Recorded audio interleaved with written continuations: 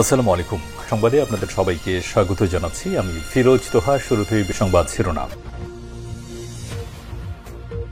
বাংলাদেশের সর্বশেষ গুরুত্বপূর্ণ আপডেট সংবাদে আপনাকে স্বাগত। শুরুতেই সংবাদ শিরোনাম, পরে বিস্তারিত।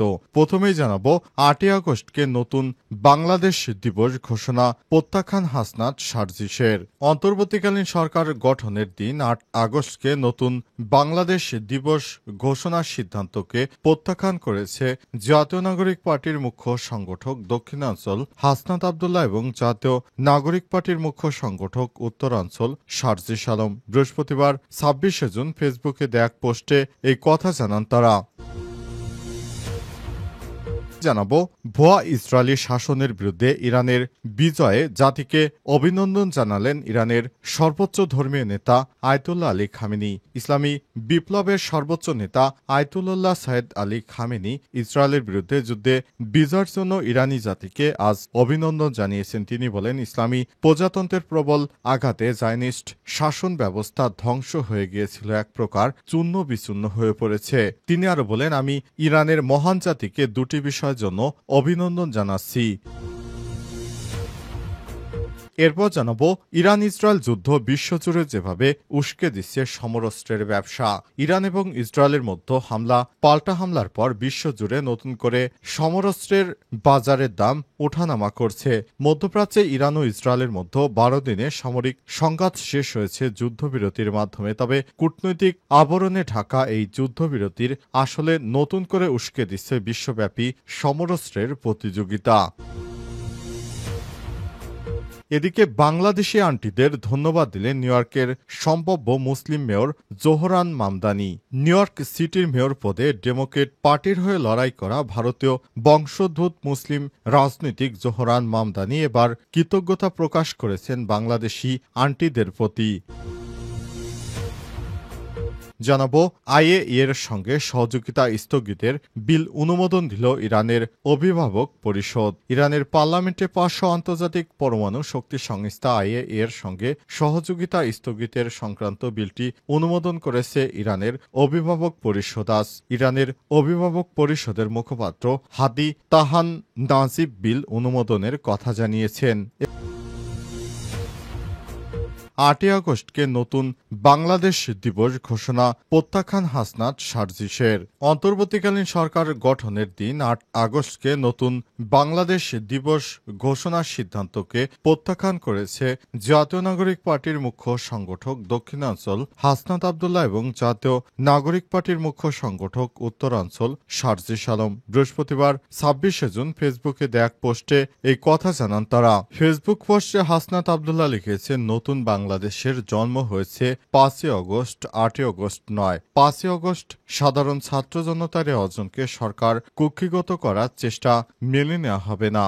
অন্যদিকে সার্জিস আলম বলেছেন, ৮ই আগস্ট দ্বিতীয় স্বাধীনতা শুরু হয়নি, দ্বিতীয় স্বাধীনতা নষ্টের ছাড় দেয়া এবং বিপ্লব বেহাতের কর্মযজ্ঞ শুরু হয়েছে। ৮ই আগস্ট জুলাই গণ অভ্যুত্থান দিবস এবং দ্বিতীয় স্বাধীনতা দিবস।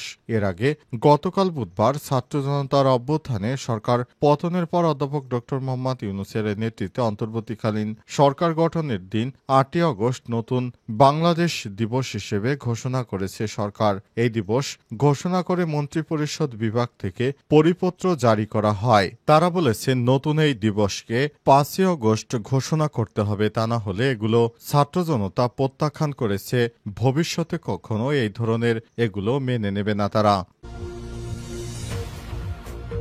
ভুয়া ইসরায়েলি শাসনের বিরুদ্ধে ইরানের বিজয়ে জাতিকে খামেনির অভিনন্দন। ইসলামী বিপ্লবী গার্ড সর্বোচ্চ নেতা আয়তুল্লাহ আলী খামেনির ইসরায়েলের বিরুদ্ধে যুদ্ধে বিজয়ের জন্য ইরানি জাতিকে অভিনন্দন জানিয়েছেন। তিনি বলেন, ইসলামী প্রজাতন্ত্রের প্রবল আঘাতে জায়নিস্ট ইহুদিবাদী ইসরায়েলের শাসন ব্যবস্থা ধ্বংস হয়ে গিয়েছিল, এক প্রকার চূর্ণ বিচূর্ণ হয়ে পড়েছে। তিনি আরো বলেছেন, আমি ইরানের মহান জাতিকে দুটি বিষয়ের জন্য অভিনন্দন জানাচ্ছি। প্রথমত, এই ভুয়া জায়নিস্ট জায়নিস্ট শাসনের বিরুদ্ধে বিজয়ের জন্য অভিনন্দন। যতই প্রচারণা করা হোক, যতই দাবি করা হোক না কেন, ইসলামী প্রজাতন্ত্রের আঘাতে জায়নিস্ট শাসন একরকম ধসে পড়েছে এবং ধ্বংস হয়ে গেছে। খবর মেহের নিউজ এজেন্সির। আজ ইরানের জাতীয় টেলিভিশনে প্রচারিত আয়াতুল্লাহ খামেনির এই বক্তব্যটি তার তৃতীয় টেলিভিশন বার্তা হিসেবে দেখানো হয়েছে।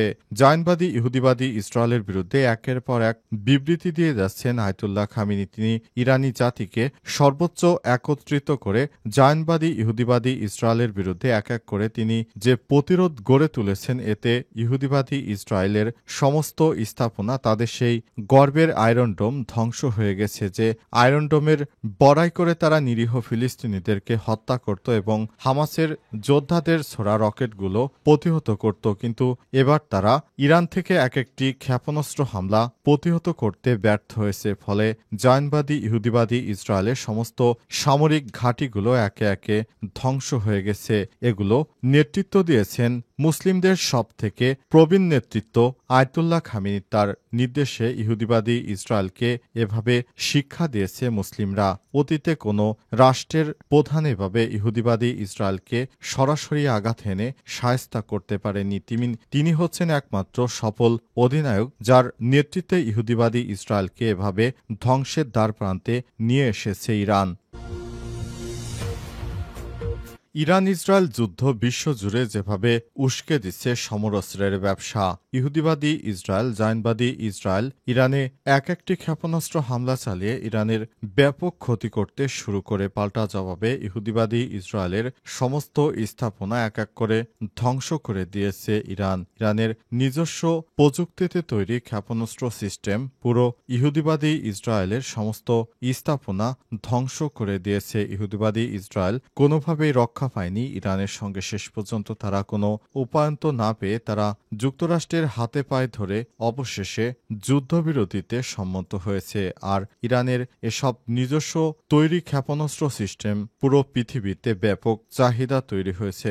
মধ্যপ্রাচ্যে ইরান ও ইসরায়েলের মধ্যে 12 দিনের সামরিক সংঘাত শেষ হয়েছে যুদ্ধবিরতির মাধ্যমে। তবে কূটনৈতিক আবরণে ঢাকায় যুদ্ধবিরতি আসলে নতুন করে উস্কে দিচ্ছে বিশ্বব্যাপী সমরাস্ত্রের সহযোগিতা। বিশেষ করে পশ্চিমা সামরিক জোট ন্যাটো এবং তার নেতৃত্বদানকারী দেশ যুক্তরাষ্ট্র যে কৌশল নিয়েছে তাতে স্পষ্ট হয়ে উঠেছে বিশ্ব রাজনীতি ধীরে ধীরে অস্ত্র নির্ভর এবং পরিস্থিতির দিকে এগুচ্ছে। মার্কিন প্রেসিডেন্ট ডোনাল্ড ট্রাম্পের মধ্যস্থতায় যুদ্ধবিরতির পরপরই জার্মানিতে অনুষ্ঠিত সামরিক জোট ন্যাটোর শীর্ষ সম্মেলনে ওয়াশিংটন জোর দিয়ে বলেছে ন্যাটোর সদস্যদের সামরিক ব্যয় ন্যূনতম 5% উন্নীত করতে হবে। এর ফলে ইউরোপের অস্ত্র নির্ভরতা আরও বাড়বে বলে আশঙ্কা করছে বিশ্লেষকরা। এই প্রসঙ্গে বার্লিন ভিত্তিক নিরাপত্তা বিশ্লেষক ড হান্না গ্লোবারম্যান বলেছেন, যুক্তরাষ্ট্র একদিকে নিজেদের অস্ত্র শিল্প টিকে রাখছে, অন্যদিকে ইউরোপকে রাশিয়ার আতঙ্কে রেখে নিজের